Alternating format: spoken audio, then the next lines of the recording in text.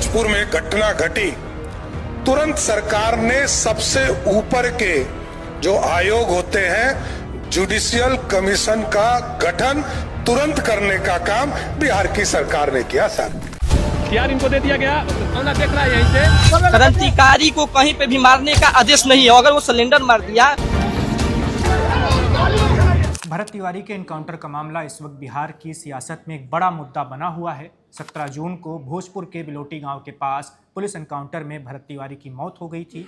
लोगों ने इसे एनकाउंटर मानने से इनकार कर दिया, कहा कि ये सीधे हत्या है और पुलिसकर्मी हत्या के दोषी हैं। इस बीच बड़े पैमाने पर विरोध प्रदर्शन शुरू हो गया।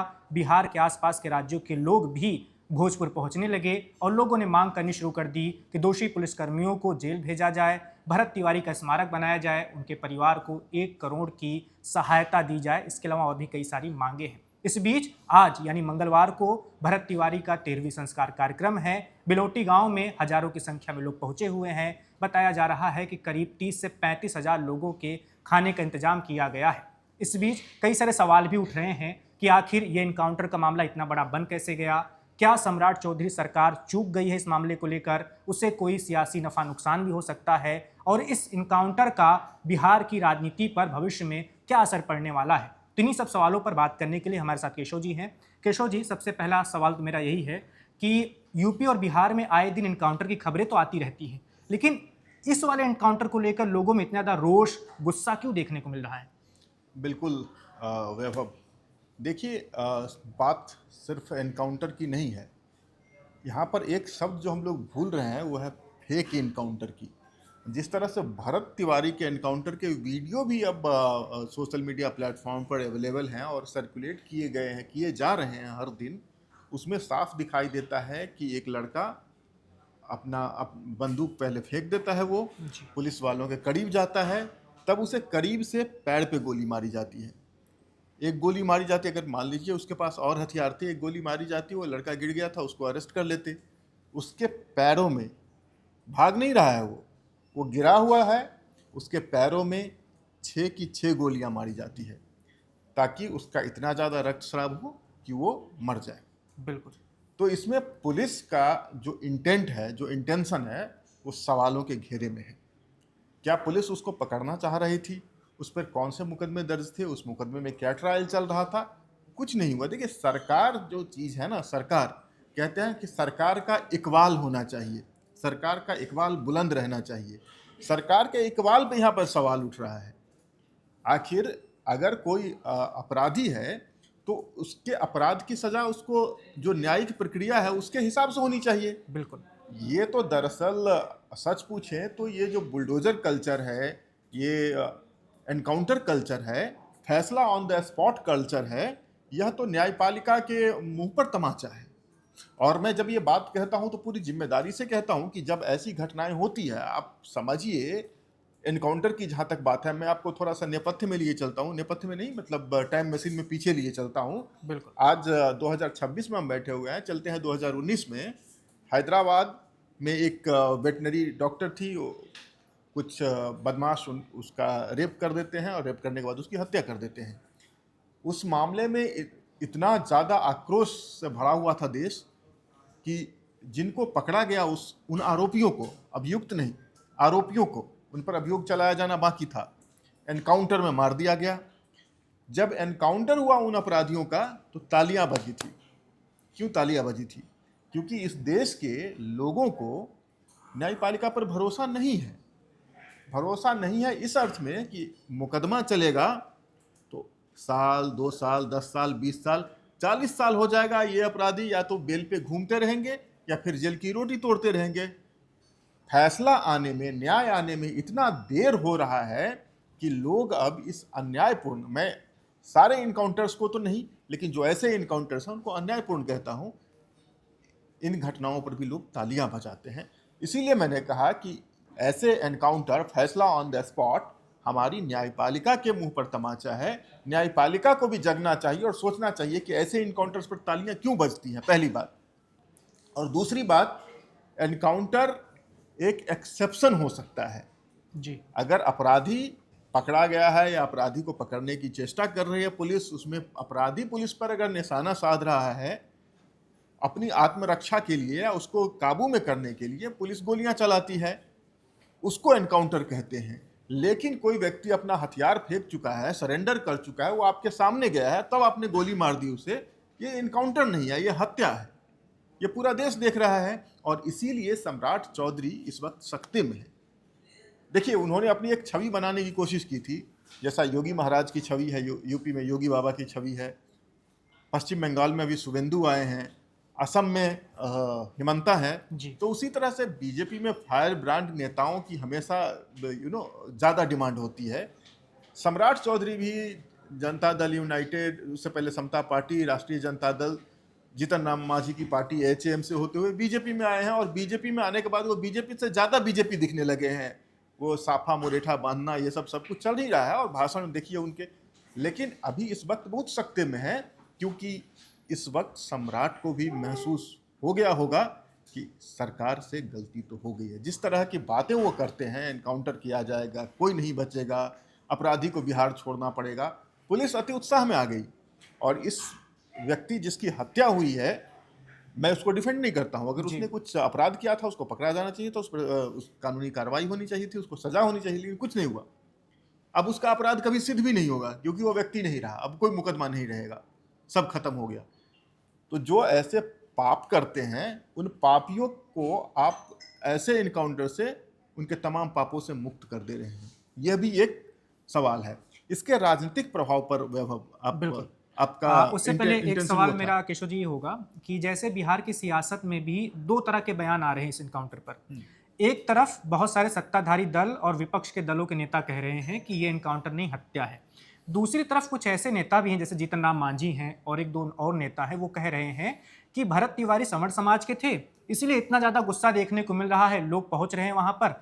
अगर कोई अनुसूचित जात जनजात का, ओबीसी समाज का व्यक्ति होता, उसका एनकाउंटर होता, तो इतना हो हल्ला नहीं होता। तो क्या इसके पीछे की वजह कि ये भी है कि बिहार के साथ साथ झारखंड और यूपी के लोग भी पहुंच रहे हैं वहां? देखिए, बिहार की बात हो, यूपी की बात हो, उसमें जात की बात ना हो, यह तो असंभव ही है। बिल्कुल। बिहार से पहले देखते हैं, यूपी में साल होता है 2020, कोविड का समय, और विकास दुबे, जिनको एक गैंगस्टर कहा जाता है, भिखरू वाले जी, उज्जैन में पकड़े जाते हैं, पुलिस लाती है, टीयूवी पलट जाती है और उसके बाद एनकाउंटर में उनकी भी कथा समाप्त हो जाती है। विकास दुबे नाम से ही उनके ब्राह्मण होने पर कोई शक तो नहीं होगा। बिल्कुल। लेकिन कहाँ ये आउटरीच हुआ था? लोगों ने कभी नहीं कहा कि ब्राह्मण की हत्या हुई है, लोगों ने कहा एक अपराधी एनकाउंटर में मारा गया है। तो विकास दुबे में और भारत भूषण तिवारी में आपको अंतर समझना पड़ेगा।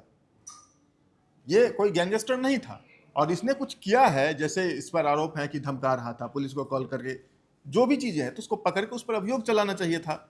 यहाँ पर जात की बात नहीं है, यहाँ पर वही है सरकार का इकबाल कि आखिर किन परिस्थितियों में इसका एनकाउंटर किया गया। और देखिए, वो क्लिप सोशल मीडिया पर वायरल है और हर व्यक्ति देख रहा है, उसको कैसे झुठलाएंगे? या तो उसको फॉरेंसिक में ले जाए, फॉरेंसिक लैब से रिपोर्ट बनवा के ले आए कि भाई ये जो सोशल मीडिया पर सर्कुलेट हो रही है क्लिप, ये सब फेक है। पुलिस के पास कोई चारा नहीं बचा है, जात की बात नहीं है इसमें, मुझे लगता है। इससे पहले बिहार में भी आपने जब मुझसे कहा कि अभी ये रिकॉर्ड करना है, मैं कोशिश कर रहा था वो याद करने की। अभी 4-6 महीने पहले एनकाउंटर में 2 लोगों की हत्या हुई है और एक का तो सरनेम ही मिश्रा था, तो उससे तो स्पष्ट होता है कि वो तो ब्राह्मण ही था। बिल्कुल। वहाँ पर कोई आउटरीच नहीं हुआ, क्योंकि लोग जानते थे कि ये आपराधिक पृष्ठभूमि से है। उस पुलिस एनकाउंटर, पुलिस पर उसने हमला किया, पुलिस ने उसको मार गिराया, बात खत्म, उस पर कोई आउटरीच नहीं हुआ। यहाँ पर अपराधी या एक सामान्य नागरिक, एनकाउंटर या फेक एनकाउंटर, इस पर यहाँ पर मामला अटका हुआ है। और जो चीज़ सोशल मीडिया में एटलीस्ट विजिबल है, जिसकी बात तमाम लोग कर रहे हैं, और जीतन राम मांझी की बात आपने कही, उससे पहले मैं कह दूं तो ये लग रहा है कि ये पूरा एनकाउंटर फेक है। ये एक सीन बनाया गया है, भारत भूषण तिवारी को एलिमिनेट ही करना था, क्योंकि उन्होंने शायद पुलिस को ललकार दिया था, वो भी सामाजिक कारणों से। जी। वहाँ की जो परिस्थितियाँ हैं उसको लेकर के वो पुलिस और प्रशासन से लगातार बात करते थे, थोड़े दबंग प्रवृत्ति के थे, तो कह रहे थे कि नहीं करेंगे, क्या नहीं करेंगे तो दिखा देंगे आपको। यही उनका अपराध था और इस अपराध की सज़ा तो एटलीस्ट एनकाउंटर नहीं ही हो सकती है। नंबर 1, जीतन राम मांझी जी जो कह रहे हैं, केंद्रीय मंत्री हैं, और अब उनको लगता है राजनीति, उनको पता है कि उनके मतदाता कहाँ हैं, लेकिन यहाँ पर उनसे भी गलती हो रही है मेरे ख्याल से। आप आज देखिए भरत भूषण तिवारी के एनकाउंटर का जो लोग विरोध कर रहे हैं, क्या वो केवल ब्राह्मण हैं? क्या वो केवल सवर्ण समाज के लोग हैं? नहीं, उनमें अधिकता, खास करके जिस गांव की बात कर रहे हैं बिलौटी, उसी गांव के पड़ोस में एक गांव है जवनिया जी, जो कि गंगा के दियारे में आ जाने से पूरा गांव डूब गया। उस गांव के लोग इनके गांव में आकर एक दूसरे हिस्से में रहने लगे। उनकी बसावट को लेकर के भरत भूषण तिवारी बहुत आक्रामक थे, उनकी मदद कर रहे थे। आप जाएं भरत भूषण, आज उनकी तरफ ही है और आपके पास फुटेज आएंगे, देखेंगे आप, वहां पर अधिकांश लोग जो भरत भूषण तिवारी के समर्थन में आ रहे हैं वो दलित समाज से हैं, सवर्ण नहीं है। वो सवर्ण तो वहां पर 2-4 घर ही हैं। बिल्कुल। कौन उनके समर्थन में खड़ा है इस वक्त? वही व्यक्ति जिनके हक की लड़ाई ये लड़ रहे थे, जिनके हक की लड़ाई की बात जीतन राम मांझी करते हैं। इनफैक्ट वहाँ के जो युवक हैं, उनके खुद मुसहर समाज के, वो कह रहे हैं कि जीतन राम मांझी कभी खोज खबर लेने आए नहीं, ये व्यक्ति था जो हमारे पानी पीने के लिए यहाँ पर हैंडपंप लगवा गया। तो जाति की राजनीति होती है। जीतन राम मांझी अपने मतदाता वर्ग को सुरक्षित करना चाहते हैं, वो डिवाइड क्रिएट करना चाहते हैं, लेकिन इस वक्त क्योंकि यह बहुत ही स्पष्ट तौर पे लग रहा है कि फेक इनकाउंटर है, जनता का मिजाज ही कुछ अलग है और इस मामले में राजनीति भी अलग अलग लेयर्स पे हो रही है। आगे आपका कुछ सवाल हो तो उसके जवाब अगला सवाल मेरा सियासत से जुड़ा हुआ ही है। हम देख रहे हैं, सोशल मीडिया की बात कर रहे हैं, भारत का वीडियो काफ़ी ज़्यादा वायरल हो रहा है। मैं अयोध्या से आता हूँ, मेरे अयोध्या से भी बहुत सारे लोग बिलोटी गांव पहुँचे हुए हैं। वहाँ पर कई सारे सामाजिक संगठनों में काम करने वाले लोग जाकर वहाँ पर कुछ आर्थिक सहायता दे रहे हैं।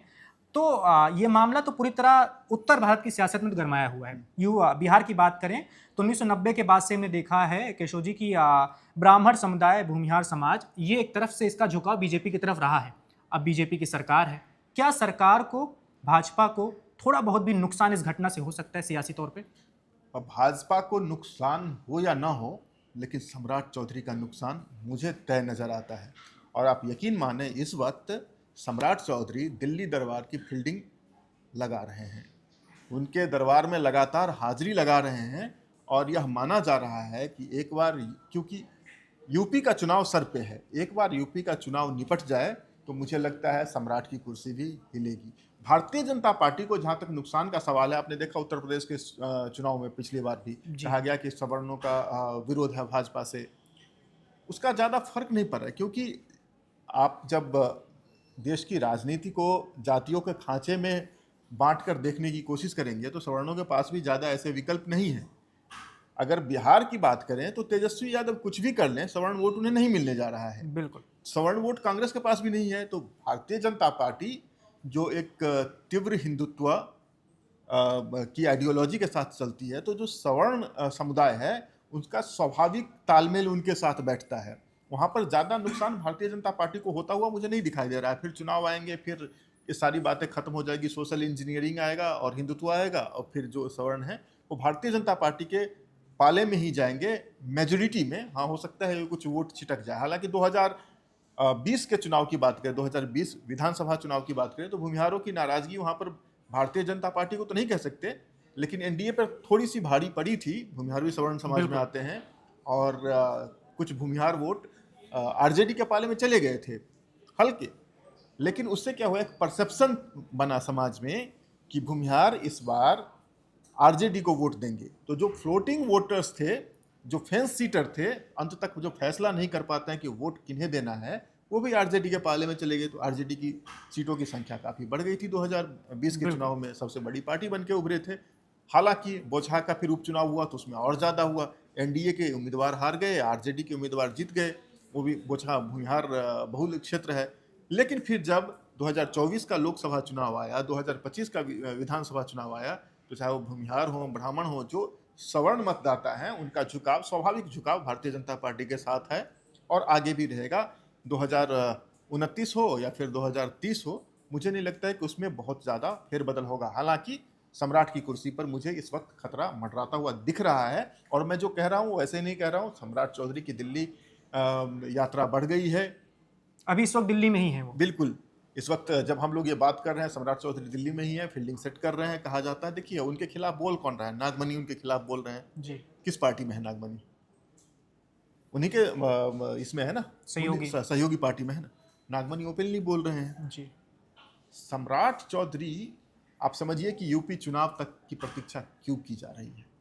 क्योंकि वो कुशवाहा समाज से हैं। कुशवाहा समाज से है, नंबर 1। ये बड़ी वजह नहीं है। बड़ी वजह है कि सम्राट चौधरी अगर हटाए जाते हैं अभी, तो किस आरोप में हटाए जाएंगे? एनकाउंटर के आरोप में। बिल्कुल। और एनकाउंटर सबसे ज़्यादा कहाँ हो रहा है? यूपी में हो रहा है। एनकाउंटर और बुलडोजर पॉलिटिक्स के नाम पर अगर सम्राट चौधरी को हटाया जाएगा तो बीजेपी के अपने ही यूपी मॉडल पर प्रश्न चिन्ह खड़ा हो जाएगा। फिर चुनाव में कैसे इस मुद्दे को भुनाएंगे? इसीलिए सम्राट चौधरी को एक महीन राजनीति के तहत 3-4 महीने खींचने की तैयारी है। और एक बार जब यूपी चुनाव निपट जाए तो फिर सम्राट चौधरी को भी आहिस्ता से जगह लगा दिया जाएगा। इस बीच देखिए क्या क्या हो रहा है। सम्राट चौधरी के सितारे जिस तरह से थोड़े हल्के से डाउन दिख रहे हैं ना, उसी तरह से थोड़ा उभार नीतीश कुमार के सुपुत्र निशांत कुमार के राजनीतिक यात्रा में हो रहा है। बिल्कुल। एजेंसियां हायर की जा रही हैं, उनको सोशल मीडिया पर ज़्यादा विजिबिलिटी मिल रही है, उनके सलाहकार उनके साथ बैठ कर के रणनीति बना रहे हैं। अचानक से जो एक प्रायः शिथिल स्वास्थ्य मंत्री हुआ करते थे, सडनली पीएमसीएच में आते हैं, फुल एक्शन में दिखते हैं। पीएमसीएच के प्रिंसिपल जो उस वक्त ड्यूटी पर नहीं थे, उनको तो उनका ट्रांसफ़र कर दिया जाता है, उन पर कार्रवाई की बात होती है। तो उनका एक इमेज मेकओवर चल रहा है। सियासत, बिहार की सियासत में इस वक्त यह कोशिश है कि सम्राट चौधरी से बड़ा कद निशांत कुमार का बनाया जाए, दिखाया जाए। एक चीज़ और हो रही है, ये भी बारीकी से इस पर नज़र रखिए। निशांत कुमार के गार्जियन कौन है आपको मालूम है? निशांत कुमार के पिता तो नीतीश कुमार हैं, उनके गार्जियन कौन है? विजय चौधरी? नहीं, निशांत कुमार के गार्डियन आरसीपी सिंह हैं। और आरसीपी सिंह भी संगठन के बहुत ही मजे हुए खिलाड़ी हैं। उनकी भी जेडीयू में वापसी की बात चल रही है जी। तो आरसीपी की वापसी होती है। नागबनी का अटैक चल रहा है इन पे, सम्राट चौधरी पे। दूसरी तरफ उपेंद्र कुशवाहा भी नाराज हैं क्योंकि उनके बेटे को दोबारा मंत्री बनने की जो उम्मीद थी वह धाराशायी हो गई है। सदस्य नहीं है वो भी कुशवाहा हैं, यह ध्यान में रखिए। सब कुछ आप सारे इक्वेशन को अगर पेज पे रखेंगे तो आपको ये बात समझ में आ जाएगा कि सम्राट चौधरी के सितारे थोड़े अभी इस वक्त हिले हुए हैं। हालांकि ये राजनीति है, राजनीति कब क्या करवट लेगी यह कहना तो मुश्किल है, लेकिन जो अभी पृष्ठ पर दिखाई दे रहा है वो ये है कि भारतीय जनता पार्टी की सरकार पर तो खतरा नहीं है, सम्राट की कुर्सी पर खतरा है। बिल्कुल, आपने बिल्कुल सही बताया। और बिहार में बहुत सारे जो बीजेपी संघ से जुड़े पुराने लोग हैं, उनका मानना है कि सम्राट बीजेपी के सीएम भले हैं लेकिन अपने लगते नहीं हैं वो, क्योंकि उनकी राजनीतिक जीवन यात्रा कई सारे दलों से होते हुए आई है। तो अभी वो पूरी तरह उनको अपना नहीं रहे बीजेपी के पुराने कार्यकर्ता। क्या ये सच है? ये बिल्कुल सच है, ये बिल्कुल सच है। आप देखिए कि सम्राट चौधरी मुख्यमंत्री बने कैसे। जब बिहार में पावर ट्रांसफर की बात हो रही थी तो नीतीश कुमार से समझौता हो चुका था। नीतीश कुमार मान गए थे कि वो बिहार की गद्दी छोड़ेंगे, राज्यसभा आएंगे और फिर आगे जो भी लोग हैं वो पावर अपना संभालें। बिल्कुल। जब ये सारी चीज़ें हो रही थी, दिल्ली में मैराथन बैठक चल रही थी, उसमें बुलाए गए थे सम्राट चौधरी क्योंकि वो स्टेट प्रेसिडेंट थे, भाजपा के प्रांतीय अध्यक्ष थे बिहार के, उनको बुलाया गया था। नितिन नवीन को बुलाया गया था। एक व्यक्ति को और बुलाया गया था, उस व्यक्ति का नाम है श्रेयसी सिंह। श्रेयसी सिंह जो दूसरी बार की विधायक और पहली बार की मंत्री थी बिहार सरकार में, उनको क्यों बुलाया गया था? और जब उनको बुलाया गया था, बातचीत यहाँ हो रही थी, श्रेयसी सिंह और नितिन नवीन दिल्ली में थे और सम्राट चौधरी उल्टे पांव पटना पहुंच गए थे। भारतीय जनता पार्टी की मीटिंग को छोड़कर सम्राट चौधरी नीतीश कुमार के जेडीयू की मीटिंग में चले गए और फिर वहां पर वही लवकुश समीकरण सामने आया। अब श्रेयसी सिंह राजपूत हैं, सवर्ण समुदाय से आती हैं। बिहार की सत्ता में पिछले 30 सालों से ओबीसी का राज है। कुछ दिनों के लिए जीतन राम मांझी रहे थे, लेकिन जीतन राम मांझी भी रबर स्टैंप मुख्यमंत्री ही थे। सत्ता तो मुख्यतः नीतीश कुमार के हाथ में थी। अब जब आप ये समझिए कि भारतीय जनता पार्टी की पसंद श्रेयसी सिंह थी, क्योंकि प्रेस कॉन्फ्रेंस में श्रेयसी सिंह से जब पूछा गया कि आप चीफ मिनिस्टर बनने वाली हैं, तो बड़े कॉन्फिडेंस के साथ और मुस्कुराहट के साथ उन्होंने कहा कि बस कुछ ही घंटों की बात है, आप वेट कर लीजिए, पता चल जाएगा। उन पर पुष्प वर्षा की गई। न नितिन नवीन ने उस बात का खंडन किया, न श्रेयसी सिंह ने खंडन किया। तो मुहर तो लग चुका था श्रेयसी सिंह के नाम पर, जैसा कि बताया जा रहा है। लेकिन सम्राट चौधरी भी भले भाजपा में नए हों, लेकिन राजनीति के धुरंधर हैं। उन्होंने तुरंत नीतीश कुमार के साथ सेटिंग बिठाई, लव कुश समीकरण की बात होने लगी और कहा जाने लगा कि भाई हम इतना मेहनत किए हैं, हमको मतलब कुशवाहा समुदाय को भी अपना हक मिलना चाहिए। देखिए ये लोग बात से पलट रहे हैं। फिर नीतीश कुमार अड़ गए थे। नीतीश कुमार का स्टेटमेंट देखिए, वो क्या कहते हैं कि बात तो ये होती है कि हम में से कोई बनेगा। हम में से कोई कौन? कुर्मी या कुशवाहा में से कोई बनेगा। तो फिर ये श्रेयसी सिंह कहाँ से आ रही है? तो सम्राट चौधरी मुख्यमंत्री बिहार में भाजपा के कोटे से जरूर हैं, लेकिन उनको मुख्यमंत्री बनवाने में नीतीश कुमार का वीटो है। नीतीश कुमार के वीटो से मुख्यमंत्री बने थे। कितने दिनों तक चलेगा यह कहा नहीं जा सकता, लेकिन जिस तरह की घटनाक्रम हो रहे हैं, जिस तरह सम्राट चौधरी की सरकार अपना इकबाल खो रही है, भारतीय जनता पार्टी का केंद्रीय नेतृत्व इस बात को लेकर बहुत वॉचफुल होगा। वो इस बात को देख रहे हैं, इसको इवेलुएट कर रहे हैं, और मुझे लगता है कि यह समय सही नहीं है। अगर उनको अभी हटाते हैं कुर्सी से, तो भारतीय जनता पार्टी का यूपी में जो बुलडोजर और एनकाउंटर मॉडल है वह क्वेश्चन के घेरे में आ जाएगा। इसीलिए भारतीय जनता पार्टी अभी इंतजार कर रही है। सरकार की सेहत पर कोई फर्क नहीं है बिल्कुल, लेकिन सम्राट चौधरी की कुर्सी देखना होगा मार्च के बाद रहती है या नहीं। बिल्कुल। सम्राट चौधरी देखते हैं इस एनकाउंटर वाले मामले से कैसे निपटते हैं, क्योंकि ये मामला बिहार की सियासत में छाया हुआ है। जैसा कि हमने बताया कि इसका क्या प्रभाव पड़ सकता है बिहार की सियासत पर, और किस तरह जोड़ा जा रहा है भरत तिवारी एनकाउंटर को संवर्ण समाज के गुस्से से, वो जायज़ नहीं है, क्योंकि वो कई सारे और भी समाज के लोगों की हक की बात उठाते थे। जैसा कि केशव जी ने बताया कि दूसरे गांव के लोगों को भी बसाने का काम कर रहे थे। तो देखते हैं आगे क्या होता है। जो भी नई जानकारी, नया अपडेट सामने आएगा, वो आपको लगातार वन इंडिया पर मिलता रहेगा। देश दुनिया की और तमाम खबरों को जानने के लिए आप देखते रहिए one India. Subscribe to One India and never miss an update. Download the One India app now.